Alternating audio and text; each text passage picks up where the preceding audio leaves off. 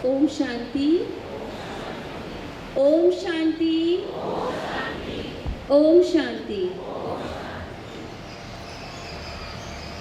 आज का दिन अपने आप में बहुत विशेष है, क्योंकि आज ज्ञान सूर्य, ज्ञान सरिता और ज्ञान बादल एक साथ झीलों की नगरी में बरसने के लिए हम सभी के बीच में उपस्थित हुए हैं। तो एक बार जोरदार तालियां आपके स्वागत में, अभिनंदन में, अभिनंदन में।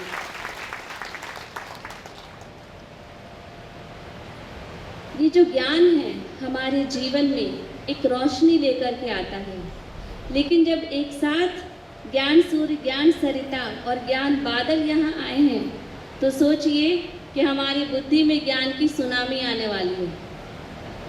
जीवन में ज्ञान ही ज्ञान, जैसे कहा जाता है हम ज्ञान में चल रहे हैं, लेकिन ज्ञान में चलेंगे नहीं, ज्ञान हम में चलना शुरू हो जाएगा।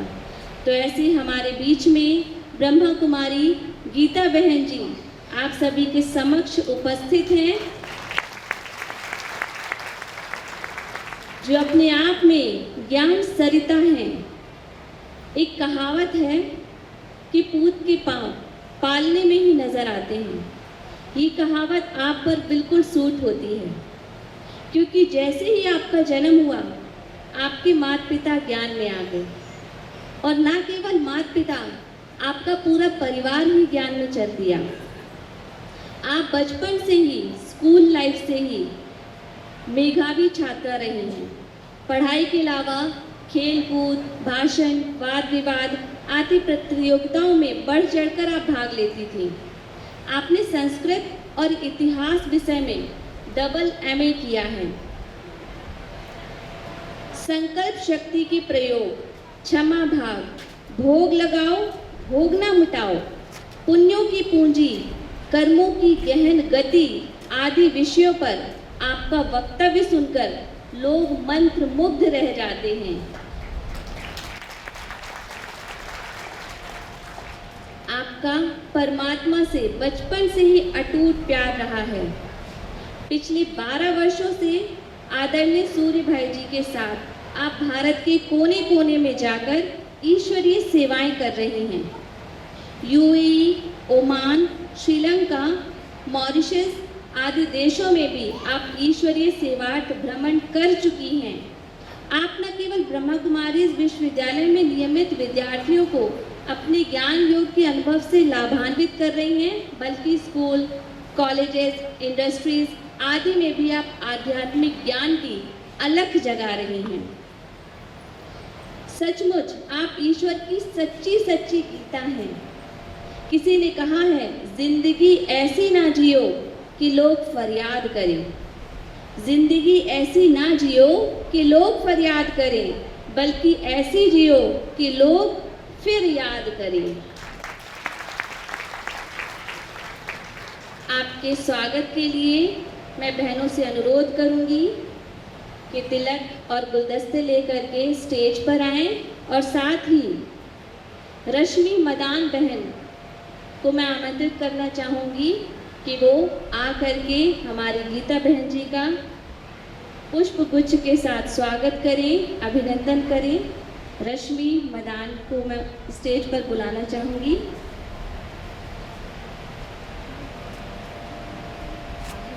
दीदी, आज झीलों की नगरी में आपका बहुत बहुत स्वागत है, अभिनंदन है, अभिनंदन है। परमात्मा का कहना है कि गीता को सिद्ध करके दिखाओ, और आज डायरेक्ट गीता दीदी ही हमारे बीच में उपस्थित हुई हैं, तो जल्द से जल्द ये कार्य पूर्ण होगा ही। आप भी इन्हें सुनने के बाद फिर याद करेंगे, फरियाद नहीं करेंगे, फिर याद करेंगे। ऐसी महान आध्यात्मिक विभूति का हम हृदय से स्वागत करते हैं, अभिनंदन करते हैं, अभिनंदन करते हैं। और अभी हम गीता दीदी को सुनेंगे और अपने जीवन में उन ज्ञान को धारण करेंगे। ओम शांति। ओम शांति।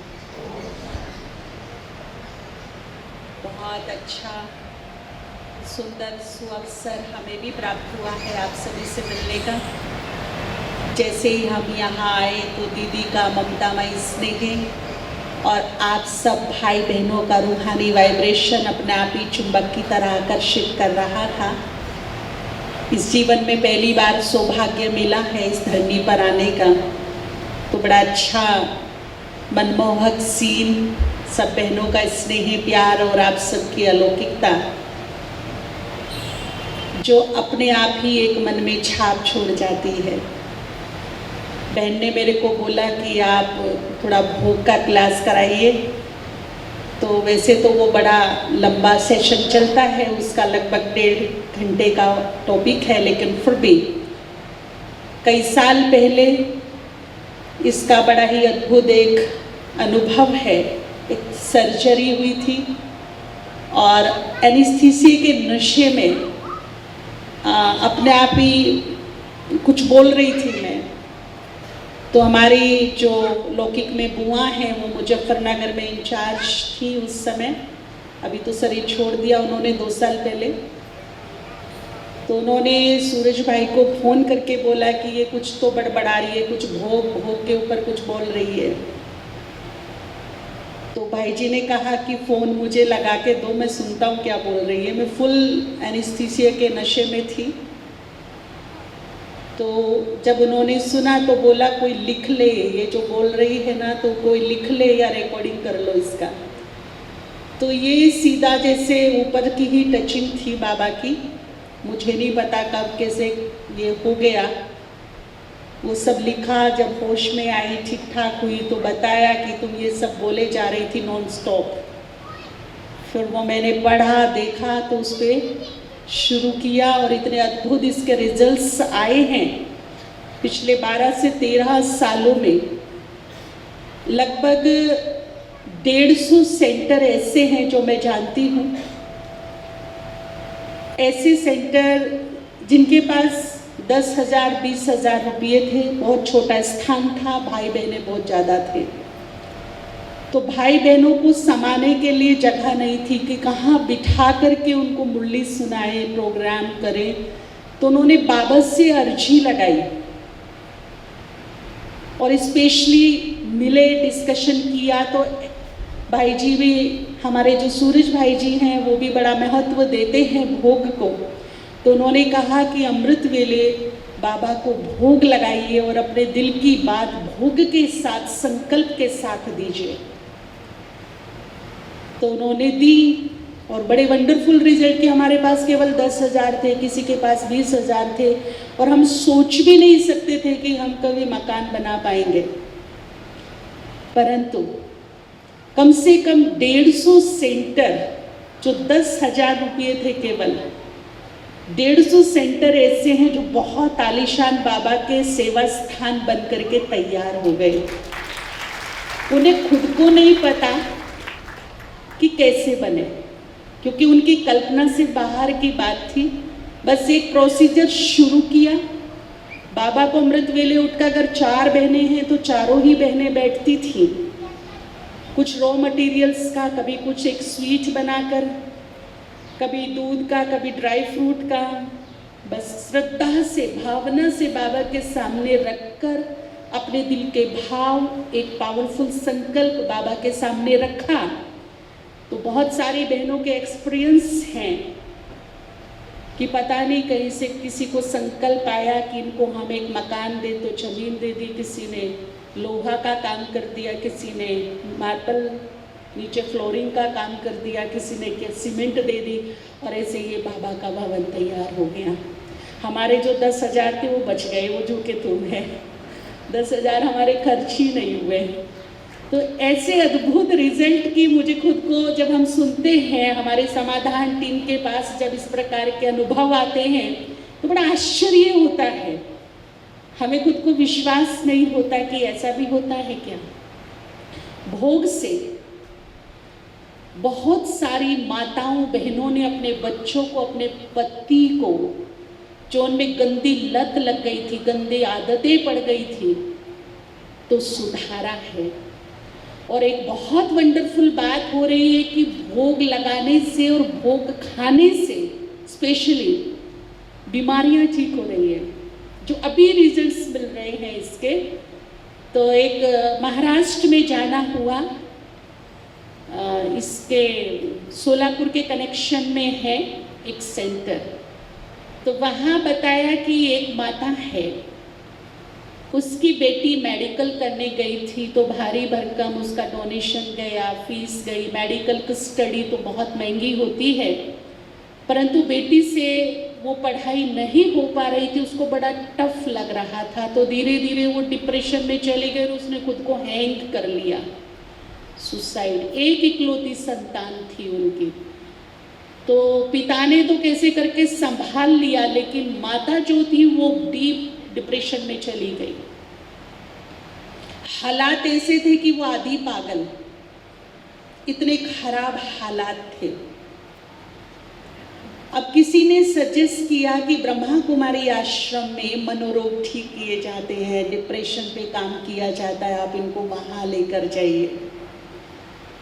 तो उनके जो युगल थे वो अपनी धर्मपत्नी को लेकर के आए बाबा के घर में, परंतु बहनों ने जब उसे देखा तो वो ज्ञान सुनने की स्थिति में तो बिल्कुल नहीं थी। मुख से पानी बह रहा है, कपड़े अस्त व्यस्त है, बाल बिखरे हुए हैं, बेचैनी है, इधर उठ उधर बैठ, ऐसी उसकी कंडीशन थी। लकीली उस दिन गुरुवार था, तो बहनों ने कहा कि देखो हम कुछ सुनाएंगे, ये नहीं सुनेगी, इसकी कंडीशन भी नहीं है ग्रहण करने की, तो आप ऐसा करिए, इनको बाबा के रूम में बिठा दीजिए। बाबा के रूम में बिठाया, कमेंट्री लगाई कि ये थोड़ा सुने, इसका चित्त शांत हो, और फिर बहन ने बाबा का जो जल बनता है वो और थोड़ा भोग उसको अपने हाथ से खिलाया, और भाई को बोला कि देखो हम आपको एक ही मदद कर सकते हैं कि हम थोड़ा थोड़ा इसको मेडिटेशन कराएंगे, हम बाबा की याद का जल इसको पिलाएंगे, और हम रोज बाबा के घर में भोग लगाते हैं, भोजन का पीछे हम खाते हैं, तो वो भोग हम इसको थोड़ा खिला सकते हैं। बाकी अभी ज्ञान सुनने की कंडीशन में तो ये नहीं है। तो उस भाई ने कहा ठीक है, मैं 10 मिनट 15 मिनट के लिए रोज इसको लेकर आऊँगा। वो रोज लेकर आने लगा, रोज उसको थोड़ा जल पिलाते, थोड़ा उसको भोग खिलाते, थोड़ा मेडिटेशन कराते, बाबा के रूम में बिठा करके धीरे धीरे स्थिति में सुधार आने लगा। हम लोगों का वहाँ जाना हुआ, भट्टी का आयोजन था 2 दिन की, कम से कम 1800 लोग थे, उनका ब्रह्मा पूजन बन रहा था, टीम वर्क चल रहा था। तो बहन जी ने कहा कि हमारा जो टीम वर्क है वो माताएं संभालती है सारा।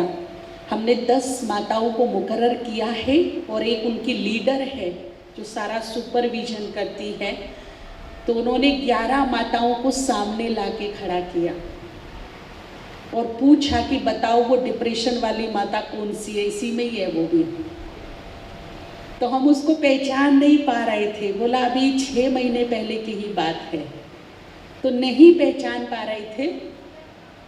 फिर बाद में जो लीडर बनी हुई थी वो बताया कि ये लीडर का जो काम कर रही है ना वो डिप्रेशन वाली माता है। और बड़ा वंडरफुल एक्सपीरियंस था कि केवल भोग बाबा का जल और 10 मिनट बाबा का रूम, इसने ये चमत्कार किया है, मेडिसिन ने नहीं किया, कोई मेडिसिन नहीं। तो ऐसे ऐसे चमत्कार हमें सुनने को मिले भोग के। कोरोना काल में बड़े वंडरफुल एक्सपीरियंस आए। एक गुजरात की माता जो 75 प्लस है, वो एडमिट हो गई, ऑक्सीजन बहुत डाउन जा रही थी, उसको लग रहा था कि मैं शरीर छोड़ दूंगी। तो उसने बहन को फोन किया सेंटर की, बहन जी मेरा बेटा आएगा, कुछ फल फ्रूट कुछ धनराशि आपको देकर जाएगा, आप इमीडिएट भोग लगाइए, 200 लोगों का भोग बनाइए। तो उसने कहा बहन जी कोरोना है, लॉकडाउन है, कोई आ नहीं रहा। कहता मेरे बेटे ने पास ले लिया है, आप खाली हलवा ही बना दीजिए, लेकिन मेरे नाम से भोग लगवाइए, बाबा को मेरी अर्जी डालिए, भले ही मैं चली जाऊं लेकिन सुख से जाऊं, पर एक मेरी इच्छा है अंतिम कि मेरा ये भोग लग जाए, मेरा बेटा अपने आप उन भाई बहनों के घर में वो भोग का जो पैकेट अपने आप दे के आएगा, आप खाली थोड़ा थोड़ा पैकेट बना देना। सबको लग रहा था कोई मिलने नहीं जा सकता था, आवाज़ भी उसको नहीं निकल रही थी, तुतला के बोल रही थी, मास्क लगा हुआ था, ऑक्सीजन का जो कप होता है वो भी लगा हुआ था। तो बहुत अनन्य माता थी, स्नेही माता थी, बड़ी सेवाएं की उसने हर तरीके से। तो बहनों ने उसकी अर्जी स्वीकार की, उसका बेटा गया, सब कुछ देख कर आया और बहनों ने भोग लगाया बाबा को, बड़ी श्रद्धा से उसको फूड पैकेट जो थे वो बना करके दिए कि भाई अब ये तुम अपने हिसाब से भाई बहनों के घर में पहुंचाओ। वंडरफुल बात है कि सुबह भोग लगा और शाम को उसकी ऑक्सीजन 94 पर आ गई। वंडरफुल, इतनी वंडरफुल कि जिसे लग रहा था अब गई अब गई अब गई। तो इतने सुंदर रिजल्ट्स हैं। दादी जानकी का आप सबने सुना होगा, जो पुराने हैं, बहुत साल पहले की बात है। दादी जानकी बहुत सीरियस हो गई और बड़ी दादी ने सभी जॉन इंचार्ज को अहमदाबाद में बुला लिया कि कभी भी कुछ भी हो सकता है। दादी बहुत सीरियस स्थिति में है। दादी ने यहाँ तक बोल दिया था कि मुझे नीचे लेटा दो, मेरे अब प्राण छूटने वाले हैं, आप लोगों को तकलीफ ना हो इसलिए मेरे जीते जी मुझे नीचे लेटा दो। ऐसी कंडीशन में दादी को भी संकल्प आया, जाते जाते एक बार बाबा को भोग लगा दूं। दादी जानकी की बड़ी भावना थी भोग में, और दादी जी का मानना था मैं रूखा सूखा खाऊं चलेगा, पर मेरे बाबा को बढ़िया से बढ़िया भोग लगना चाहिए। तो उन्होंने वहाँ एक बहन थी गुजरात की, उनको बोला कि भोग लगाना चाहती हूँ, व्यवस्था हो सकती है? बोला हाँ दादी बिल्कुल हो सकती है। तो बहनें गई सेंटर पर, भोग का थाल बना करके लेके आई और वहाँ व्यवस्था करके दी। दादी जमीन पर बैठी ऐसी कंडीशन पर और बाबा को भोग लगाया, और परिणाम आपके सामने है कि 100 आयु का वरदान पाया। वो दादी 104 साल जीवित स्वस्थ तरीके से रही और उसके बाद बड़े आराम से गई। तो बड़े खूबसूरत रिजल्ट हैं एक्चुअली। भोग और प्रसाद भक्ति मार्ग से हम सुनते आ रहे हैं, कहीं भी पूजा पाठ होता है, कर्मकांड होता है, कुछ भी होता है बिना प्रसाद के अधूरा। हमारी कोई मन्नत होती है, मनोकामना होती है, तो हम अपने इष्ट देव के सामने, एवं बाबा के भी सामने एक संकल्प करते, बाबा हमारी ये एक शुभ इच्छा है, ये मनोकामना है, अगर ये पूर्ण हो जाए तो हम ब्रह्मा भोजन कराएंगे। हम मंदिरों में कहते हैं कि आपकी पसंद का जो प्रसाद है वो आपको चढ़ाएंगे। तो भक्तों को भी और बाबा के बच्चों को भी अच्छी तरह पता है कि भगवान को प्रसाद अति प्रिय है, इसीलिए उसी का प्रलोभन देते हैं हम उसको। हालांकि हम ये भी देखते हैं कि जब प्रसाद मंदिर में लेके जाते हैं या बाबा को जब हम भोग लगाते हैं तो एक भी दाना इधर से उधर नहीं होता, झुका तो रहता है। बाबा भी कई बार कहता है, बच्चे मैं तो अभोक्ता हूँ, मैं थोड़ा ही खाता हूँ। लेकिन एक बहुत बड़ी विडंबना कलयुग में हुई है, वो ये हुई है कि जो संसार का पालन करता है वो खुद भूखा है। हमने सुना है कई बार कि भगवान भी भूखा है। किस चीज का भूखा है भगवान जी? भावनाओं का भूखा है। तो वो भले ही हलवा पूरी, आपके रसगुल्ले लड्डू ना खाता हो, परंतु उसमें जो मेरे हृदय की भावना समाहित होती है उसे वो छोड़ता भी नहीं है, उसकी भरपूर भासना लेता है। और वो भूखा भगवान आनंदित तृप्त होकर के, राजी होकर के विशेष कृपा दृष्टि करता है, विशेष दुआ देता है, विशेष ब्लेसिंग करता है। और दूसरी बात आप सभी ने सुना होगा, देखा भी है कि जब हमारे लाइफ में कुछ ग्रहचारी आती है, कोई संकट, कोई विपत्ति, आपदा, परिस्थिति आती है, तो हम विशेषकर गुरुओं के पास, ज्योतिष आचार्यों के पास जाते हैं निदान पाने की, कौन सा ग्रह खराब चल रहा, क्या करें, तो कहीं ना कहीं वो हमारे हाथ से अल्पकालीन इमीडिएट पुण्य कराते हैं। क्योंकि जब भोगना हमारे सामने है तो समझ लेना चाहिए कि कुछ पूर्व के पाप का प्रभाव उग्र हुआ है, सामने आया है, या तो वो इस जन्म का है या पूर्व जन्म का जो पाप का प्रभाव है वो अब मेरे सामने से गुजर रहा है। उसके ही परिणाम स्वरूप लाइफ में कष्ट भोगना ही है। उस पाप के प्रभाव को डाउन करने के लिए इमीडिएट पुण्यों की आवश्यकता पड़ती है, इमीडिएट। इसीलिए जो भक्ति मार्ग में होता है दुनिया में, तो वो अल्पकालीन थोड़े टाइम का जो होता है वो पुण्य कराते हैं। पंछियों को दाना डाल देना, मंदिर में चढ़ा देना, पंडितों को खिला देना, कंबल बांट देना, मछलियों को दे देना, ये कुछ हमारे हाथ से फटाफट, ताकि उसका जो एक अल्पकालीन पुण्य है वो राइज हो और जो भोगनाएं फना उठाए खड़ी हैं वो थोड़ा सा डाउन आ जाए, हमें राहत मिल जाए।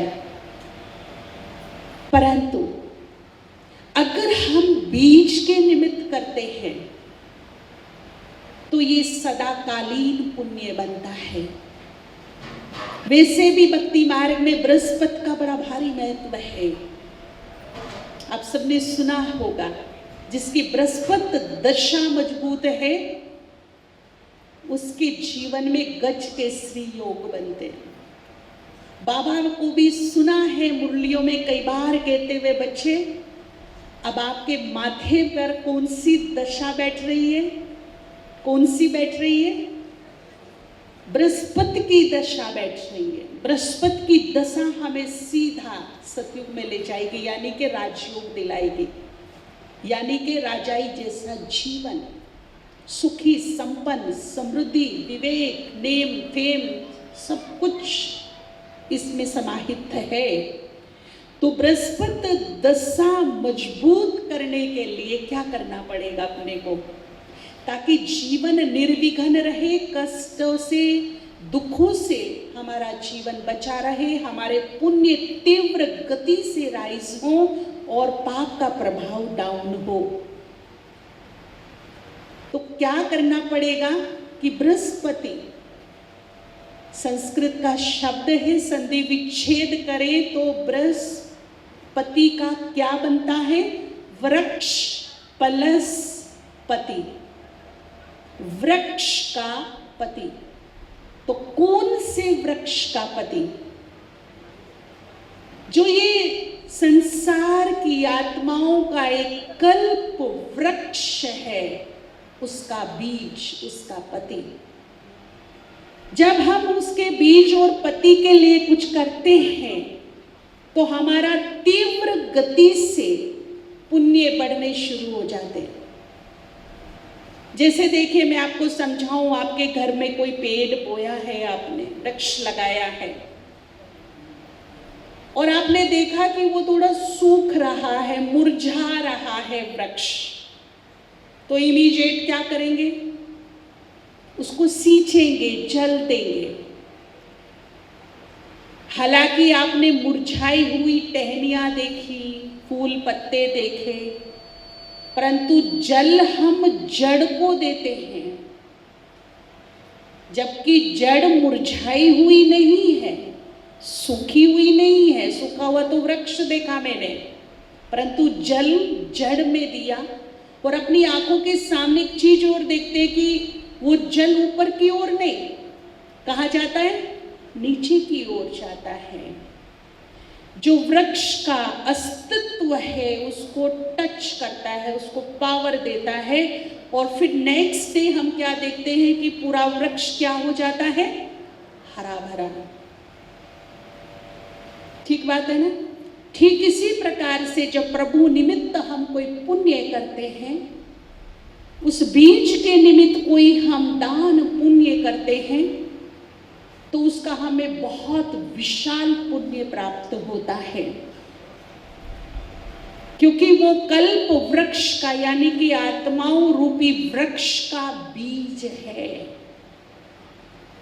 जो कुछ भी हम बीज के निमित्त करेंगे वो ऑटोमेटिकली उसका प्रभाव पूरे वृक्ष में फैलेगा, और जब मेरे पास उसका रिटर्न आएगा तो एक का कई गुना होकर आएगा,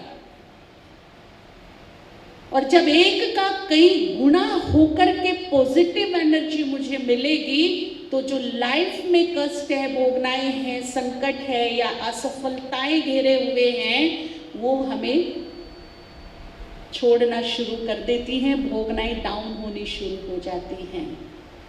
दादी जानकी के पास एक ब्रदर आए, उन्होंने कंप्लेन किया, दादी मेरा योग नहीं लगता, आत्मा उड़ान ही नहीं भरती। दादी जानती थी कि इस भाई का अतीत अच्छा नहीं रहा है, इसी जन्म में उसने बहुत ऐसे काम कर लिए जो नहीं करने चाहिए थे। तो दादी ने कहा कि भैया तेरा योग क्यों नहीं लगता? कहता दादी आप जानती तो हो ना मेरा अतीत कैसा रहा है, जब भी मैं योग करने बैठता हूं तो मेरे सामने वो पूरा चक्र घूम जाता है, आत्मा पे एक बोझ महसूस होता है। तो दादी तो बहुत बुद्धिमान थी, दादी ने उसी से पूछवाया कि बोझ कैसे चढ़ा? बोला मेरे कुकर्मों से। तो दादी ने कहा कि यदि बुरे कर्म, नेगेटिव कर्म, पाप कर्म आत्मा को बोझिल बना सकते हैं, आत्मा को दुख तकलीफ कष्ट दे सकते हैं, तो पुण्य कर्मों में ताकत है इन सबको काट देने की। पुण्य कर्म इन सबको काट भी तो सकते हैं, क्योंकि कर्मों का ही तो खेल हमारी लाइफ में चलता है। जब बुरे कर्मों का प्रभाव आता है तो दुख तकलीफ, और जब पुण्य कर्मों का प्रभाव आता है तो सुख शांति समृद्धि। तो भैया जितने अब तक तुमने पाप कर्म किए ना इस जीवन में, अब कहीं उससे ज्यादा पुण्य कर्म कर डाल, इससे तेरी आत्मा धुल जाएगी, आत्मा के बोझ उतर जाएंगे, आत्मा उड़ान भरेगी, तेरा मन मनमना भाव की स्थिति को प्राप्त करेगा। बात समझ में आ गई? तो भोग लगाना एक ऐसा सब्जेक्ट है जिससे हम बाबा की विशेष कृपा दृष्टि पा सकते हैं, अगर वो श्रद्धा और भावना से लगाया गया है तो, काम उतारने के लिए नहीं। अगर श्रद्धा भावना से मैं थोड़ा सा गुड़ भी भगवान को अर्पित करती हूं तो बाबा भी श्रद्धा से उसे स्वीकार करता है, क्योंकि भूखा वो भावनाओं का है और भाड़ा भी वो भावनाओं का ही देता है, वो गुड़ का भाड़ा नहीं देगा। भगवान भाड़ा हमेशा भावनाओं का देता है। तो हर चीज में मेरी ऐसी भावना भरी हो कि वो तृप्त हो, वो आनंदित हो और राजी होकर मुझ पर मेहरबान नहीं करे। मांगने से तो अपना गुजारा होता नहीं, मांगना 2 युगों से देख लिया क्या मिलता है मांग कर। तो क्यों ना मैं ऐसे कुछ कर्म करूं कि देने वाला जब दे तो राजी होकर छप्पड़ फाड़ फाड़ के दे, है ना। तो भगवान को जो अब वर्तमान समय में चाहिए वो मेरे दिल की स्नेहीमयी भावनाएं चाहिए, और भावनाओं की रस्सी में ही वो बंध जाता है, भावनाओं में ही वो ऋणी हो जाता है, और भावनाओं का ही फिर वो भरपूर हमें भाड़ा प्रदान करता है। तो स्पेशली जो बृहस्पति का दिन है, आप सभी ने देखा होगा, ज्ञान मार्ग में चाहे आंधी आए, तूफान आए, कुछ भी हो, परंतु ये जो गुरुवार का दिन है, इस दिन हर हाल में भोग लगता है बाबा को। ये एक परंपरा शुरू से चली आई है, शुरू से। कईयों के मन में ये ख्याल आता है कि बाबा के पास भोग पहुंचता भी है कि नहीं। तो मैं आपको बताऊं, बाबा के पास जब भोग की थाली लेकर एक संदेशी बहन गई तो बाबा ने कहा कि बच्ची ये भोग की थाली वापस ले जाओ, चेक करो, फिर वापस लेकर आना। तो उसको लगा, वो संदेशी थी, उसको लगा कि क्या है आखिर इसमें, जब उसने नीचे आकर देखा और जो भंडारे थे, भंडारे के इंचार्ज थे, उनको बताया कि आज बाबा ने भोग की थाली वापस की है और कहा है कि चेक करके आओ क्या है इसमें। तो जब देखा तो उसमें इतना लंबा बाल पड़ा हुआ था। उसको ठीक करके व्यवस्थित तरीके से दूसरा भोजन बनाया गया और वो बाबा ने फिर बड़ी श्रद्धा से स्वीकार किया। अभी एक बहन ने थोड़ा सा डिस्कशन किया कि देखो मैं थोड़ा साइंस पढ़ी हुई हूँ, मैं तो बिलीव नहीं करती हूँ इन चीज़ों में, ज्ञान में नई हूँ, मैं हर चीज़ को रिसर्च वे पे लेती हूँ, प्रयोग करके देखती हूँ, मैं करके देख लूँ। तो उन्होंने एक इंस्ट्रूमेंट खरीदा जो एनर्जी लेवल को चेक करता है। पहले तो उसने अपने घर में कुछ रॉ मटेरियल्स लेके आई, जैसे ड्राई फ्रूट्स है और कुछ कुक फूड बनाया। वो थाली में भोग की रखा और विधिवत बाबा को भोग लगाने की सोची। तो अपने नज़दीक की बहन को बुलाया कि हम कुछ रिसर्च करना चाहते हैं, हो सकता है कि मैं चूक जाऊं, आप किस तरह से भोग लगाते हो पता नहीं, तो आप मुझे इसमें कोऑपरेट करो, आप आओ भोग लगाओ बाबा का। तो उसने अपने इंस्ट्रूमेंट से पहले बिना भोग लगाए रॉ मटेरियल का भी और बने हुए भोजन का भी जो कुक फूड था उसकी एनर्जी चेक की। तो एनर्जी थी बहुत लो, वेरी लो। उसके बाद उन्होंने बाबा को भोग लगाया विधिवत 15 मिनट बैठकर, 10-15 मिनट, और भोग लगाने के बाद पुनः उसकी एनर्जी चेक की तो वेरी हाई एनर्जी, प्रत्यक्ष प्रमाण 15 मिनट के अंदर मिल गया उसको। वो सोच भी नहीं सकती थी कि भोग लगाने के बाद इसकी इतनी हाई एनर्जी हो जाएगी, इतनी हाई एनर्जी हो गई थी उसकी। YouTube पर भी शायद वो क्लिप पड़ी है, उसने ये रिसर्च को पूरा YouTube पर भी डाला है, आप देख सकते हो, प्रैक्टिकल प्रयोग देख सकते हो। क्योंकि भोग लगाने से बाबा की उसमें जो ब्लेसिंग आती है, जो दृष्टि पड़ती है, जो पावर आती है, जो हमारी पॉजिटिविटी जाती है, जो हमारे मन की भावनाएं जाती हैं, उसको वो प्रसाद बनाती है। और प्रसाद की लो एनर्जी हो ही नहीं सकती, वो तो सबसे हाई एनर्जी वाला। और यही कारण है कि रोग शोक ठीक हो रहे हैं इससे। खाते हैं तो मन के रोग भी ठीक होते, तन के रोग भी ठीक होते। माताओं ने पता नहीं कितने दारूड़ी पतियों की दारू छुड़वा दी है भोजन खिला खिला के। टाइम जरूर लगा, 6 महीना साल भर भी लगा, परंतु जो पूरा दिन धुत रहते थे, घर को बर्बादी की ओर ले जा रहे थे, उन माताओं के पास केवल उनके हाथ में एक ही हथियार था, भोग। और गुरुवार का भोग नियमित सेंटर से लाना और किसी ना किसी बहाने से उनको खिलाना। तो जो बृहस्पति का दिन है आता है, उसमें भोग लगवा करके देखिए क्या होता है। इतने सारे हम भाई बहनें बैठे हैं और गुरुवार आते हैं 51 पूरे साल में। अगर हम 5-6 लोग ग्रुप बनाकर भी बाबा को भोग लगवाएं तो उसका बहुत अच्छा रिजल्ट्स देख सकते हैं। बीमारियों में, असफलताओं में, दुख तकलीफों में, अपनी पर्सनल कोई भी समस्या है और अपने घर में भी 24 घंटे में कम से कम एक बार तो बाबा को भोग जरूर लगाइए। परंतु वो ही लगाएं जिसके किचन में नॉनवेज ना बनता हो। अगर किचन में अशुद्ध आहार बनता है, नॉनवेज आदि, तो बाबा उस भोग को स्वीकार नहीं करेगा, वो नहीं लगाएं। उसके लिए या तो रॉ मटेरियल्स का लगाएं या फिर महीने का इकट्ठा करके सेंटर पर दो, वहां आपका समर्पित हो जाएगा, उसका भोग लग जाएगा। जिस घर में बाबा को भोग लगता है उस घर के बच्चों में अच्छे संस्कार, चित्त शांत, खुशी का माहौल, गलत संगत से दूर, तन मन ठीक। तो विशेषकर सेंटर का भी अपना महत्व है। महत्व क्यों है? सेंटर का इसलिए महत्व है कि जब जीवन में ग्रहचारी आती है ना, विशेष ब्राह्मणों को, पंडितों को याद किया जाता है। और भारत की एक बहुत बड़ी प्रथा है अन्नदान, जो 2 युगों से चालू है, अन्नदान महादान। और उसमें भी विशेष ब्राह्मणों को खिलाना, ये बहुत बड़ा दान।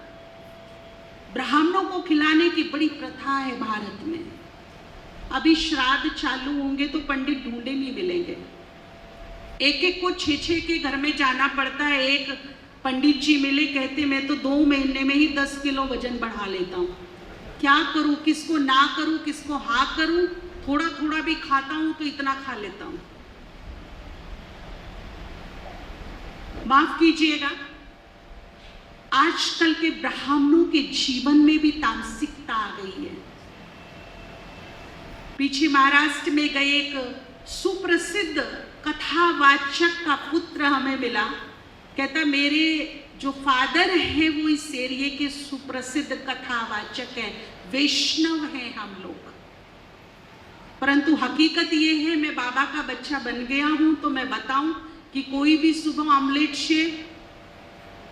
आमलेट के बिना शुरू नहीं होती और कोई भी शाम मीट या मांस के बिना खत्म नहीं होती। और अल्कोहल भी लेते हैं, पैक भी चाहिए। अब सुनिए, जो हमारे ब्राह्मण धर्मों के नियम धर्म कर्म थे वो नहीं रहे। उनके जीवन में काफी हद तक, सभी के मैं नहीं बोल रही हूं, लेकिन काफी हद तक तामसिकता आ गई है। अगर उनको खिलाने से धर्म कर्म बनता है, पुण्य बनता है, तो ये जो बाबा के मुख वंशावली ब्राह्मण बच्चे बैठे, ये कैसे हैं? कैसे हैं? जो अपने आप को पक्का ब्रह्मा कुमार समझता है, पक्का ब्रह्मा कुमार की, हाँ मैं नियम धर्म में चलने वाला, धारणाओं में चलने वाला पक्का भी के हुआ हाथ खड़ा कर सकते हैं? कोई भी एक खड़ा हो जाइए जो पक्का भी के समझता है अपने आप को। कोई भाई एक खड़ा हो जाइए जो अपने को पक्का भी के समझता हो। हाँ जी, आज भरी सभा में हम आपका एक टेस्ट लेते हैं। आप अपने आप को पक्के भी की समझते हो? आप कहीं जंगल में, कहीं ऐसे एरिया में फंस गए, आपकी जेब में पैसे हैं परंतु पेट में भूख लगी है, भोजन आपको उपलब्ध नहीं हो रहा है। कोई ऐसी सिचुएशन आपके सामने कभी आए नहीं, परंतु मैं पूछ रही हूँ, अगर ऐसी सिचुएशन में आप फंस गए, आपकी जेब में पैसे भी है और 4 दिन से भोजन नहीं मिला क्योंकि आप ऐसे एरिया में हैं जहाँ भोजन की व्यवस्था नहीं है। 5वें दिन आप जब बाहर निकले तो आपको चिकन के पकोड़े बनते हुए दिखाई दिए, मुर्गे के। आपकी जेब में पैसे भरपूर है, आपको लग रहा है नहीं खाया तो प्राण निकल जाएंगे। बताइए क्या करेंगे आप? क्या करेंगे? पीछे मुंह करके बता दीजिए एक बार, क्या करेंगे? प्राण नहीं बचाओगे? ऑप्शन एक ही है आपके पास, बताइए जरा पीछे मुंह करके। ये कैसा ब्राह्मण है भाई? ताली तो बजाओ इस ब्राह्मण के लिए। ये वो ब्राह्मण है कि धरत पर ये पर धर्म ना छोड़िए। आपके सामने एग्जाम्पल है, बैठ जाइए। ये वो ब्राह्मण है कि धरत तो पड़िए पर धर्म नहीं छोड़ेंगे, किसी भी हालत में धर्म नहीं छोड़ेंगे। अब आप सोचिए, बाबा के जो ब्राह्मण बच्चे हैं, अगर यहाँ एक प्योर पवित्र कुमारी को खड़ा कर दिया जाए ना, कन्या को, तो वो 100 ब्राह्मणों पे भारी पड़ जाती है। एक बाबा की पवित्र कन्या एक तरफ और 100 ब्राह्मण एक तरफ, तराजू में तोल लीजिए। और इससे भी बड़ी बात, यदि बाबा का एक कुमार मैदान में आ जाए ना, एक कुमार जो बाल ब्रह्मचारी है, जो वास्तव में ब्रह्मा कुमार है वो 700 ब्राह्मणों पे भारी पड़ जाता है अकेला। 700 ब्राह्मणों को खिलाना और उसे कुमार के मुख में जाना 700 ब्राह्मणों वाला फल देता है। और उससे भी बड़ी बात, जो यहाँ इस सभा में गृहस्थी बैठे हैं, कपल जो युगल हैं, पति पत्नी बैठे हैं, ये संसार के सबसे शक्तिशाली सैंपल बैठे हैं यहाँ पर। मुझे बताते बड़ा हर्ष होता है, खुशी होती है कि जिस चुनौती से डर कर ऋषि मुनियों ने हिमालय का रुख किया, जंगल का रास्ता नापा, उस चुनौती को इन भाई बहनों ने घर गृहस्थ में चैलेंज किया, स्वीकार किया। वो लोगों का मानना है घर गृहस्थ में रहना, पति पत्नी का इकट्ठा रहना और कमल फूल के समान रहना, ये असंभव ही नहीं, नामुमकिन है। परंतु हमारी सभा में बहुत सारे ऐसे भाई बहने हैं जो हैं साधारण, परंतु संसार की सबसे बड़ी चुनौती को स्वीकार किया उन्होंने। घर गृहस्थ में रहे, 24 घंटे कीचड़ में हैं, परंतु दाग नहीं लगने दे रहे। आग में हैं, परंतु सेक नहीं लगने दे रहे। ये असली ऋषि, जिन्होंने अखाड़े में खड़े होकर अपनी पहलवानी का सबूत दिया है। वो पहलवान ही क्या जो अखाड़ा छोड़ के भाग जाए। पहलवान की पहलवानी अखाड़े में नापी जाती है और इन्होंने अखाड़े में रहकर अपनी पहलवानी दिखाई है। ऐसे दो युगल अगर मैदान में आ जाते हैं ना, तो हजार ऋषि मुनि पे भारी पड़ जाते हैं, है कि नहीं? अब आप सोचिए, इतनी पवित्र, इतनी धारणा युक्त, धर्म युक्त जब आत्माएं इस भोग को, इस ब्रह्मा भोजन को स्वीकार करती हैं, तो कितनी अनगिनत दुआएं मिलती हैं। और दुआओं में ताकत है विपत्तियों को, संकट को, परिस्थितियों को काटने की। एक ही झटके में सैकड़ों की दुआएं आती हैं। तो ऐसी विशेष महान आत्माओं के मुख में जब ये ब्रह्मा भोजन जाता है, जब ये भोग प्रसाद जाता है, तो पुण्य तेजी से राइज होता है। दुआओं की भरपूरता हमारे पास होती है, और जिसके पास दुआओं की ताकत होती है, उसे कोई भी आपदा, कोई भी संकट रोक नहीं सकता, उसका कुछ बिगाड़ नहीं सकता। दुआओं का जो पुण्यों का एक सुरक्षा कवच होता है, वो ऐसा सुरक्षा कवच होता है जो अपनी तो सुरक्षा करता है, पर अनेकों का भी सुरक्षा का कारण बन जाता है। तो इसीलिए टॉपिक तो बहुत लंबा है, अगले समय कभी टाइम मिलेगा तो इस पे स्पेशल स्पष्टीकरण किया जाएगा। अपने जीवन में जब आप भोजन खाते हो तो परमात्मा की याद में, बाबा ने कई बार कहा है, बच्चे बाबा की याद में खाओ, नहीं तो माया खा जाएगी। और रिवाज भी था, जब हम भोजन ग्रहण करते थे ना, तो हमारे दादा परदादा पहले उसका बहुत अच्छे से रिस्पेक्ट देकर, हाथ जोड़कर फिर खाते थे एकांत में। तो भगवान का धन्यवाद करके, भगवान को अर्पित करके, भगवान मुझे खिला रहा है, इस भावना से प्योर वातावरण में, प्योर वाइब्रेशन में उसको स्वीकार कीजिए। तो वो भोजन संजीवनी का और अमृत का काम करेगा। बनाने वाले बहुत खुश होकर के भोजन बनाए, काम या बोझ ना समझे। जब भोजन बनाए तो समझे ये मेरी तपस्या का टाइम है। जितनी सुंदर मेरी मन की स्थिति होगी, उतना ही सुंदर मन में अपने घर परिवार को दे पाऊंगी। और बाबा को स्पेशली, आप अगर पूरे हफ्ते नहीं आते, लेकिन मैं आपको बताऊं कि ये गुरुवार के भोग को छोड़ना नहीं, ये किस्मत वालों के भाग्य में होता है। इसे बहुत सिंपल वे में मत लेना। बहुत मुश्किल से हमें ये अपॉर्चुनिटी मिली है जो हमारे तन को, हमारे मन को बिल्कुल निरोग, स्वस्थ और एक सद्बुद्धि, सद्मार्ग पर चलने की शक्ति और प्रेरणा प्रदान करता है। 10 काम छूटे तो छूटे, पर गुरुवार का भोग ना छूटे। खुद भी खाइए, बच्चों के लिए भी ले जाइए और लगवाइए भी, ठीक है ना। लगाने से क्या क्या चमत्कार हुए मैंने पहले ही बता दिया है, कोरोना से लेकर, और कैसे कैसे इसके अच्छे अच्छे रिजल्ट्स आए हैं, कैसे सुंदर। हम इसका वर्णन करें तो पूरा दिन, पूरी रात बीत जाएगी। टाइम हमें इतनी मार्जिन नहीं देता है, तो नेक्स्ट टाइम जब मिलेंगे कभी फिर स्पष्टीकरण करेंगे। आप सभी का बहुत बहुत धन्यवाद। आप सुखी रहिए, स्वस्थ रहिए, खुश रहिए, आपका परिवार आबाद रहे। बहुत बहुत धन्यवाद, शुक्रिया। ओम शांति। आदरणीय गीता दीदी को भी बहुत बहुत धन्यवाद।